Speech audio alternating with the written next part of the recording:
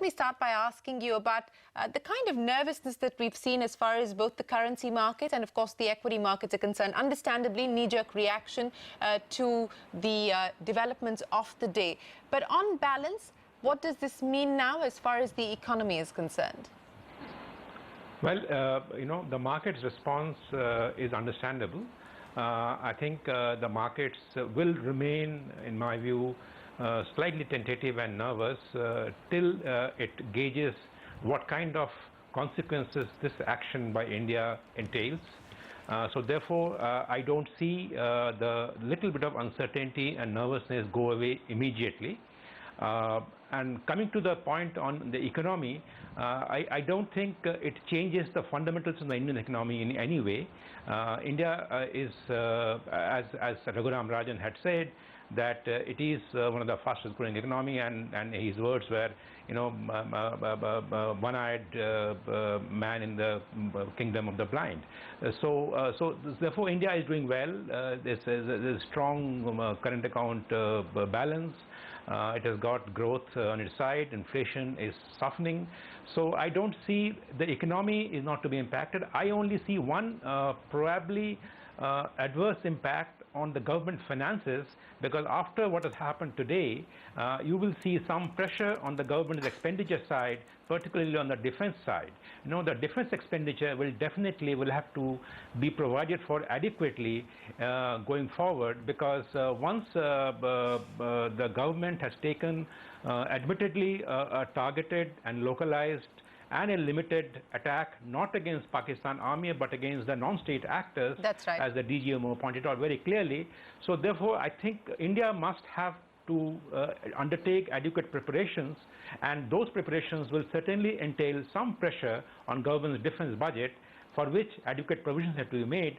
So the man who may slightly be worried is the Finance Minister, Mr. Arun Jaitley, because he has to, that budget is coming in the next 3.5 months. So therefore, he has to provide for more money for defense outlays.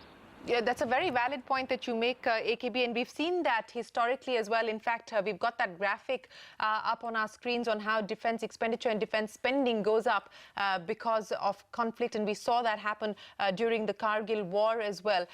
But, and I was asking that question of Mr. Yashwant Sinha as well, because historically we've also seen that inflation has edged higher. Of course, there are other factors. For instance, at the Kargil time, we were also faced with a drought situation, and that did impact both growth as well as inflation. But do you believe that this could at all be a factor when the MPC meets on the 4th of October?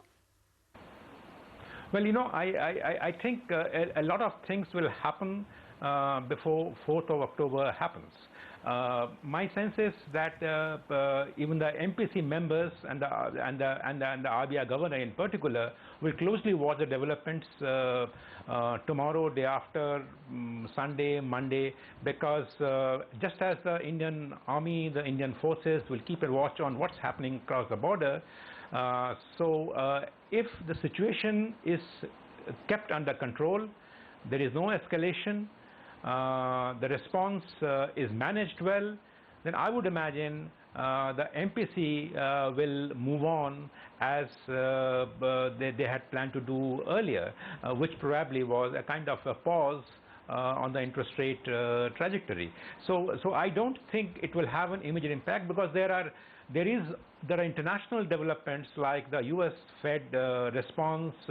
You have the pressure on your FCNRB deposits here. They are expecting a pullout of around $26 billion.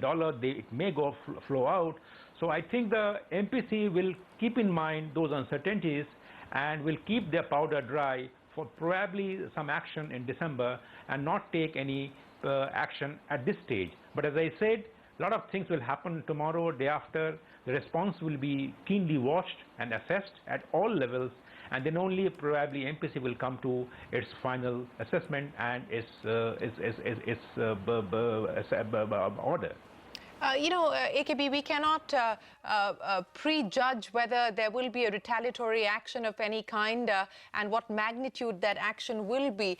But, we just had Mr. Kant and Mr. Shaktikanta Das on the show, in a sense, trying to allay concerns that investors, both domestic and foreign, may have at this point in time, given the rising tensions. But what, to your mind, will be the challenges that the government will have to address, specifically when it comes to the currency markets, the equity markets, and the economy at large? I think the government's foreign exchange coffers are pretty comfortable, and I think the government's inflation trajectory is moving southwards.